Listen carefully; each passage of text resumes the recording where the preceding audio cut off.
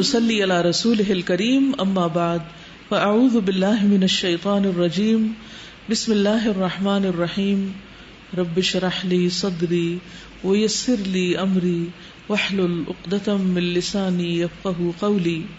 سیدہ حمنہ بنت سفیان رضی اللہ عنہا، ان کا نام حمنہ ہے، والد کا نام سفیان بن امیہ. ابو سفیان بن حرب ان کے چچا کے بیٹے تھے. سفیان بن امیہ مختلف ہیں کس سے؟ ابو سفیان سے. جو تاریخ کی مشہور شخصیت ابو سفیان ہے وہ ابو سفیان ہے، سفیان نہیں ہے. یعنی یہ غلط فہمی یہاں دور کر لیجئے، ان کے والد ابو سفیان نہیں ہیں، یعنی یہ ہند کی بیٹی نہیں ہے یا حضرت معاویہ کی بہن نہیں ہے، بلکہ ابو سفیان ان کے چچا کے بیٹے تھے. کن کے چچا کے بیٹے تھے؟ حضرت حمنہ کے. زمانہ جاہلیت میں حمنہ کی شادی احیب بن مالک کے ساتھ ہوئی. احیب، ایک نیا نام آپ کو پتہ چل گیا، جو ابو وقاص کی کنیت سے مشہور اور معروف تھا. کس سے شادی ہوئی؟ ابو وقاص سے. اس کی اولاد میں سے ایک سعد بن ابی وقاص تھے، مشہور صحابی ہیں جن کو جنت کی بشارت دی گئی، جو ان خوش قسمت صحابہ کرام میں سے ہیں جنہیں جنت کی بشارت دی گئی، اور یہ ان لوگوں میں سے تھے جنہیں اسلام قبول کرنے میں سبقت لے جانے کا اعزاز حاصل تھا. سعد نے خواب میں دیکھا کہ وہ انتہائی اندھیرے میں تیر رہا ہے. اچانک اس کے سامنے چاند روشن ہوا. اس نے اپنے سامنے غور سے دیکھا تو اسے 3 اشخاص دکھائی دیے. چاند کی روشنی میں 3 لوگ نظر آئے جو اس سے آگے نکل گئے. جب غور سے ان کو دیکھا تو انہیں پہچان لیا. ان میں سے ایک ابو بکر صدیق، دوسرے علی بن ابی طالب اور تیسرے زید بن حارثہ تھے. حمنہ نے دیکھا کہ اس کا بیٹا نیند سے بیدار ہوا ہے اور کچھ پریشان دکھائی دے رہا ہے. اس نے بیٹے سے پوچھا خیر تو ہے؟ اس نے کہا کچھ نہیں. حمنہ نے بیٹے سے پوچھا کیا تم نے روزانہ کے معمول کے مطابق معبودوں کا نذرانہ پیش کر دیا ہے؟ ہر روز صدقہ واجب ہوتا ہے نا، تو جو لوگ اللہ کو مانتے ہیں وہ ہر روز اللہ کے نام پہ صدقہ کرتے ہیں، اور جو بتوں کو مانتے ہیں وہ روزانہ بتوں کے نام پہ صدقہ کرتے ہیں. اس نے بڑے بوجھل انداز اور بجھے بجھے الفاظ کے ساتھ کہا نہیں. سعد گھبرا گیا. وہ غور و فکر کرنے لگا کہ آخر اس کے خواب کی تعبیر کیا ہو سکتی. یہ 3 لوگ مجھ سے سبقت کیوں لے گئے، یعنی آگے کیوں نکل گئے؟ سعد بن ابی وقاص اپنے کام پر چلے گئے. وہ تیر بنایا کرتے تھے. تھوڑی دیر کے بعد قریش کے 3 نوجوان جو شکار کے شوقین تھے اس کے پاس آئے. انہیں تیروں کی ضرورت تھی. سعد بن ابی وقاص نے ان کی ضرورت کو پورا کر دیا، لیکن گزشتہ رات جو خواب دیکھا تھا وہ ابھی تک اس پر غور و فکر کر رہا تھا. قریش کے نوجوان جب چلے گئے تو اس کے پاس سیدنا ابو بکر صدیق تشریف لائے. انہوں نے سعد بن ابی وقاص کو یہ موقع ہی نہ دیا کہ وہ اپنا خواب بتا کر سیدنا ابو بکر سے اس کی تعبیر پوچھیں. حضرت ابو بکر نے جلدی سے کہا اے سعد میری بات غور سے سنو، میں آپ کے پاس ایک انوکھا پیغام لے کر آیا ہوں. تو سبقت کون لے گئے؟ کبھی آپ نے سوچا کہ حضرت ابو بکر صدیق رضی اللہ تعالی عنہ نمبر 1 کیوں ہے ہر جگہ پر؟ اسلام میں بھی نمبر 1 ہے، ہجرت میں بھی آپ کے ساتھ ہیں، پھر باقی مواقع پر بھی. جب جنگ تبوک ہوئی اس وقت سب سے پہلے وہ اپنے سارا مال و متاع لے کے حاضر ہوئے. پھر اسی طرح جب وفات ہوتی ہے تو پہلے خلیفہ بھی وہی بنتے ہیں، پھر وفات کے بعد سب سے پہلے آپ کے قریب وہی دفنائے جاتے ہیں. تو اس قرب کی وجہ کیا ہے؟ کیا راز ہے؟ Always number 1. یہ خواہش تو سب کو ہوتی ہے کہ ہم بھی نمبر 1 ہوں، اور یہاں بھی آپ دیکھ رہے ہیں کہ اس سے پہلے کہ وہ خواب سنائے وہ اپنا کام کر جاتے ہیں. سعد بن ابی وقاص نے کہا بتاؤ وہ کیا پیغام ہے؟ سیدنا ابو بکر صدیق نے کہا آپ سیدنا محمد مصطفیٰ صلی اللہ علیہ وسلم کے ماموں ہیں. اس سے کیا پتہ چلتا ہے سعد بن ابی وقاص کون تھے؟ آپ کے ماموں تھے. آپ کی امانت اور صداقت کو لوگوں سے زیادہ بہتر جانتے ہیں. سعد بن ابی وقاص نے کہا ہاں ٹھیک ہے کہ محمد صلی اللہ علیہ وسلم میرے نزدیک بہت ہی اچھے ہیں، ان میں کوئی کمی نہیں اور نہ ان پر کوئی الزام ہے، وہ میرے نزدیک ہر طرح سے پاک صاف ہے. ابو بکر صدیق نے کہا ان پر وحی نازل ہوئی ہے اور انہیں اللہ تعالیٰ کی جانب سے آگاہ کیا گیا ہے کہ وہ امت کے نبی ہیں اور وہ لوگوں کو ایک اللہ کی عبادت کرنے کی دعوت دیتے ہیں. سعد نے کہا پھر ان معبودوں کا کیا بنے گا؟ سیدنا ابو بکر صدیق رضی اللہ تعالیٰ عنہ نے کہا یہ بت نہ دیکھتے ہیں نہ سنتے ہیں، نہ کسی کو نقصان پہنچا سکتے ہیں، نہ ہی کسی کو فائدہ دے سکتے ہیں. سعد بن ابی وقاص نے پوچھا کیا کسی نے محمد صلی اللہ علیہ وسلم کی پیروی بھی اختیار کی ہے؟ کوئی اور بھی ان کو فالو کر رہا ہے؟ ابو بکر صدیق رضی اللہ تعالیٰ عنہ نے فرمایا میں، علی بن ابی طالب اور زید بن حارثہ نے ان کی پیروی اختیار کر لی اور ہم انہیں نبی برحق تسلیم کرتے. the most closest people to the Prophet صلی اللہ علیہ وسلم، وہ سب آپ پر ایمان لے آئے. سعد بن ابی وقاص کو گزشتہ رات آنے والا خواب یاد آ گیا. وہ کہنے لگے ہاں مجھے میرے خواب کی تعبیر مل گئی. یہی 3 لوگ تھے جن کو میں نے خواب میں دیکھا کہ وہ مجھ سے آگے نکل گئے. یہ تو ایک حقیقت ہے، خواب نہیں. سعد بن ابی وقاص نے سیدنا ابو بکر صدیق سے مطالبہ کیا کہ وہ اسے ابھی اسی وقت رسول اللہ صلی اللہ علیہ وسلم کے پاس لے چلے. دونوں رسول اللہ صلی اللہ علیہ وسلم کی خدمت میں حاضر ہوئے. دونوں نے سلام عرض کیا. پھر سعد بن ابی وقاص نے کلمہ شہادت کہہ کر دار اسلام میں داخل ہونے کی سعادت حاصل کر لی. اس سے ان کے دل میں راحت اور سکون کی لہر دوڑ گئی. اس سے پہلے کبھی زندگی میں انہیں اس طرح کا سکھ چین محسوس نہیں ہوا.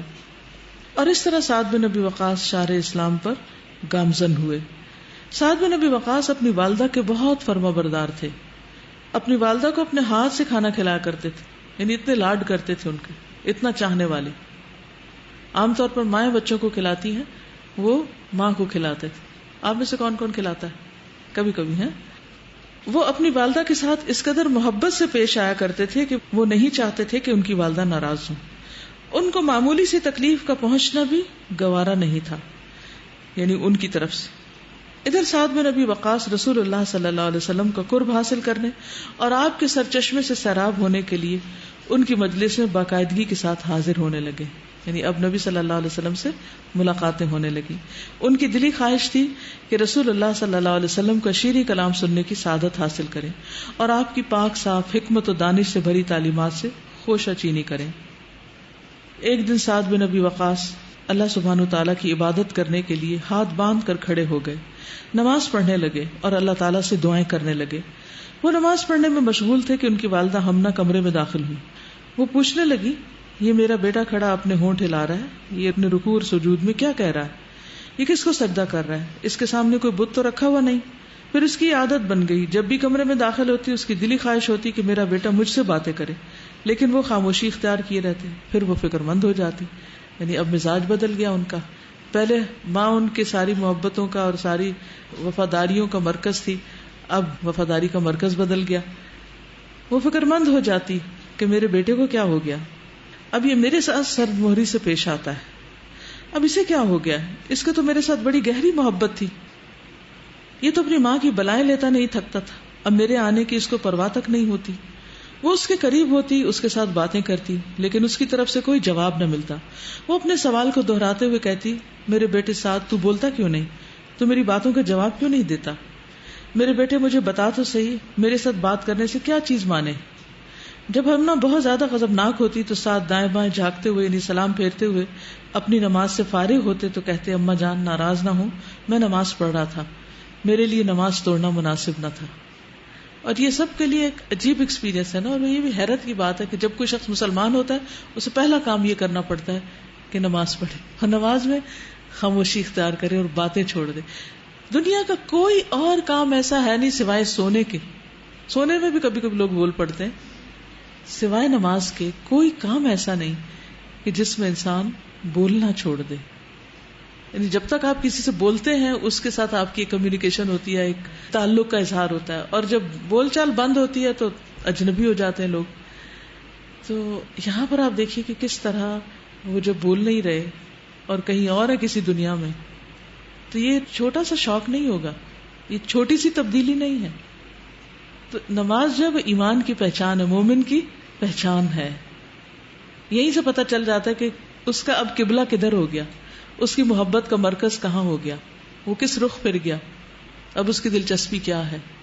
اور وہ اس رب کی خاطر بولنا چھوڑ سکتا ہے، کھانا چھوڑ سکتا ہے، سونا چھوڑ سکتا ہے، اور ایک ایک ایکشن اس کی اطاعت میں کرے گا.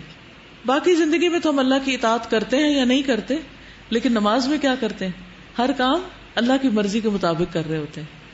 اللہ تعالیٰ کہتے ہیں کھڑے ہو جاؤ تو کھڑے ہو جاتے ہیں، جھک جاؤ تو جھک جاتے ہیں، نیچے ہو جاؤ نیچے ہو جاتے ہیں، سلام پھیرو سلام پھیر دے. سب کچھ اللہ کی مرضی کے مطابق ہو رہا ہوتا ہے. تو ہم نے تعجب سے پوچھا تم نماز پڑھ رہے تھے، پوجا پاٹ کر رہے تھے، لیکن کس کی؟ کوئی بت تو تیرے سامنے نہیں تھا، میں نے دیکھا کہ تم نے سجدہ کیا، لیکن تیرے سامنے کوئی بت مجھے دکھائی نہ دیا کہ جس کو تو سجدہ کر رہا ہے. یہ کیسی انوکھی عبادت ہے، یہ سامنے کوئی ہے نہیں پھر بھی ہو رہا ہے. سعد بن ابی وقاص نے بتایا اماں جان میں رب العالمین کی عبادت کر رہا تھا. اس نے پوچھا رب العالمین کون ہے؟ سعد بن ابی وقاص نے بتایا کہ رب العالمین وہ ہے جس نے آسمانوں اور زمین کو پیدا کیا، جس نے ہمیں پیدا کیا، جس نے کائنات کی ہر چیز کو پیدا کیا ہے، جس نے کائنات کی ہر چیز کو پیدا کیا ہے. ماں نے تعجب سے پوچھا سعد بیٹے تو لات اور منات کے علاوہ کسی اور کو سجدہ کرتا ہے؟ سیدنا سعد بن ابی وقاص نے جواب دیا اماں جان غور سے سنیں، یہ بت پتھر کے ہیں، یہ نقصان دیتے ہیں اور نہ نفع. اس نے کہا سعد میرے لاڈلے بیٹے تجھے کیا ہو گیا؟ کیا تم اپنے آبا و اجداد کے خداؤں کو چھوڑ دو گے؟ کیا تم ان کے خیالات کو خاک میں ملا دو گے؟ کیا تم رشد و ہدایت سے تہی دامن ہو جاؤ گے؟ امی جان آپ کی بات سچی نہیں، تیرا بیٹا سعد تو اس دن اپنی رشد و ہدایت سے تہی دامن ہو گیا تھا جس دن وہ پتھر کے سامنے کھڑا ہو کر اس سے التجائیں کرنا شروع ہوا تھا، اس سے مناجات کیا کرتا تھا، حالانکہ وہ بت اسے کوئی نقصان نہیں پہنچا سکتا اور نہ ہی نفع. لیکن آج تیرا بیٹا رشد و ہدایت سے آراستہ ہے کیونکہ وہ اس ذات کے سامنے کھڑا ہو کر التجائیں کرتا ہے جو دیکھتا بھی اور سنتا بھی ہے، جو نقصان بھی دے سکتا ہے اور نفع بھی پہنچا سکتا ہے.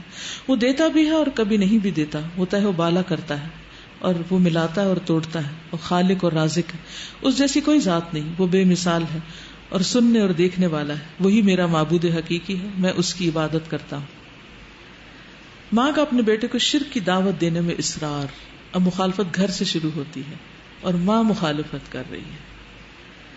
حمنا نے اپنے بیٹے کو اس نئے دین کو ترک کرنے پر مجبور کیا اور اپنے باپ دادا کے دین پر کاربند رہنے کی تلقین کی تاکہ وہ اپنے باپ دادا کے فضل اور شرف کا انکاری نہ ہو. یعنی بتوں کی پوجا کیوں کی جائے؟ اونلی ون ریزن، کیونکہ باپ دادا کرتے تھے اور کوئی لاجک نہیں. لیکن سیدنا سعد بن ابی وقاص کا ایمان مضبوط پہاڑوں سے بھی زیادہ ٹھوس اور پختہ تھا. یہ تو ہو سکتا ہے کہ پہاڑ اپنی جگہ سے ہل جائیں، لیکن سیدنا سعد کے ایمان کے گہرے سمندر سے ایک قطرہ بھی کم نہیں کیا جا سکتا تھا. جب حمنا نے اپنے بیٹے سے اصرار کیا کہ وہ دین اسلام کو ترک کر دے اور اسے بار بار مجبور کرنے لگی تو اس نے سوچا روز روز کے معاملے کو آج ختم ہی کر دیا جائے. انہوں نے اپنی والدہ سے کہا امی جان آپ تو یہ اچھی طرح جانتی ہیں کہ میں آپ سے کس قدر محبت اور الفت رکھتا ہوں اور آپ کی خیر و بھلائی کی کتنی آرزو رکھتا ہوں، اس لیے میں آپ کو یہ دعوت دیتا ہوں کہ آپ دین اسلام کو قبول کر لیں. میں آپ کو آگ سے بچانا چاہتا ہوں جو ان لوگوں کے لیے تیار کی گئی ہے جو اس دین اسلام کا انکار کرتے ہیں. یہ بھی بتا دیا کہ نتائج کتنے خطرناک ہوں گے اگر اسلام قبول نہیں کیا اور اپنے کفر پر ڈٹے رہتے ہیں. حمنا نے اپنے بیٹے کی باتیں سن کر کہا اے سعد میری بات کان کھول کر سن لو، اگر تم اپنی ضد پر اڑے رہے تو میں کچھ کھاؤں گی نہ کچھ پیوں گی. میں کچھ نہیں کھاؤں گی کچھ نہیں پیوں گی. دھمکی، بلیک میلنگ. میں اسی طرح بھوک اور پیاس کی حالت میں اپنی جان دے دوں گی. لوگ تجھے تانے دیا کریں گے یہ اپنی ماں کی موت کا سبب بنا ہے. سیدنا سعد بن ابی وقاص نے کہا امی جان آپ ایسا نہ کریں، اگر آپ نے کھانا پینا چھوڑ دیا تو آپ خود ہی اپنے آپ کو نقصان پہنچائیں گی. یہ طریقہ اپنانے سے آپ وہ کچھ حاصل نہ کر سکیں گی جو آپ چاہتی ہیں، کیونکہ میں اپنے دین کو کسی صورت میں بھی نہیں چھوڑوں گا. امی جان میری بات کو ذرا غور سے سنیے. اگر آپ کے جسم میں 100 جان ہو اور وہ ساری کی ساری یکے بعد دیگرے جسم سے الگ ہو جائیں تو میں پھر بھی اس دین اسلام کو نہیں چھوڑوں گا. میں ایمان لانے کے بعد اب کفر کی طرف نہیں لوٹوں گا. یہ بھلا کیسے ہو سکتا ہے کہ اللہ سبحانہ وتعالی نے جس کفر سے مجھے نجات عطا کی ہے اور مجھے اپنے فضل اور کرم سے رشد و ہدایت کی نعمت سے سرفراز کیا، میں دوبارہ اس کی طرف لوٹ جاؤں؟ ابو بکر بن ابی شیبہ کہتے ہیں کہ سعد بن ابی وقاص کی والدہ نے حلف اٹھا لیا تھا کہ وہ اپنے بیٹے کے ساتھ اس وقت تک بات نہیں کرے گی جب تک وہ اپنے دین کا انکار نہ کر دے. وہ کچھ کھائے گی اور پیے گی نہیں. اس نے اپنے بیٹے سے کہا اللہ تعالیٰ نے تجھے والدین کے ساتھ حسن سلوک کے ساتھ پیش آنے کا حکم دیا ہے. دین ضرور کہتا ہے ماں باپ کی عزت کرو، احترام کرو، ان کی بات مانو، لیکن جہاں والدین غلط ہوں وہاں نہیں مانو. اور میں تیری ماں ہوں، میں تجھے دین اسلام کو ترک کرنے کا حکم دیتی ہوں اور تم ہو کہ میری بات مانتے ہی نہیں. اس نے 3 دن تک نہ کچھ کھایا نہ پیا جس کی وجہ سے وہ بے ہوش ہو گئی. اس کے ایک بیٹے عمارہ نے اسے پانی پلایا. وہ اپنے بیٹے کو بد دعا دے رہی تھی تو اللہ تعالیٰ نے قرآن مجید میں آیات نازل کر دی. پہلا حکم نازل ہوا وَوَصَّيْنَا الْإِنسَانَ بِوَالِدَيْهِ حُسْنًا، ہم نے انسان کو والدین کے ساتھ نیک سلوک کی وصیت کی. دوسرا حکم یہ نازل ہوا وَإِن جَاهَدَاكَ عَلَىٰ أَن تُشْرِكَ بِي مَا لَيْسَ لَكَ بِهِ عِلْمٌ فَلَا تُطِعْهُمَا، اگر وہ دونوں تجھ پر زور ڈالیں کہ تو میرے ساتھ شرک کرے تو تم ان کی بات نہیں ماننا. اور تیسرا حکم یہ نازل ہوا وَصَاحِبْهُمَا فِي الدُّنْيَا مَعْرُوفًا، اور دنیا میں معروف طریقے سے ان دونوں سے اچھا سلوک کرو. تو کتنا واضح. ہم صرف ایک لے لیتے ہیں پہلا وَوَصَّيْنَا الْإِنسَانَ بِوَالِدَيْهِ حُسْنًا، دوسرا اور تیسرا بھول جاتے ہیں. تو ان ہول سم لیجئے.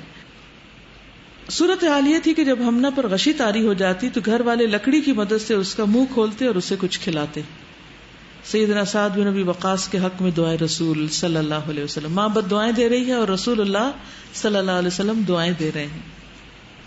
سیدنا سعد بن ابی وقاص رسول اللہ صلی اللہ علیہ وسلم کے پیچھے نماز پڑھنے میں باقاعدگی کرتے، کبھی ناغہ نہ کرتے. اسی طرح وہ رسول اللہ صلی اللہ علیہ وسلم کی علمی مجالس اور آپ کے ساتھ جہاد میں باقاعدہ حصہ لیتے.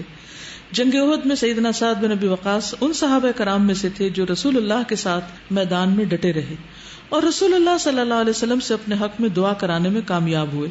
سنن ترمذی میں ہے، سیدنا سعد بن ابی وقاص فرماتے ہیں کہ رسول اللہ صلی اللہ علیہ وسلم نے ارشاد فرمایا، اللہم استجب لسعد اذا دعاک، الہی جب سعد تجھ سے دعا کرے تو اس کی دعا قبول کرنا. آپ مستجاب الدعوات تھے.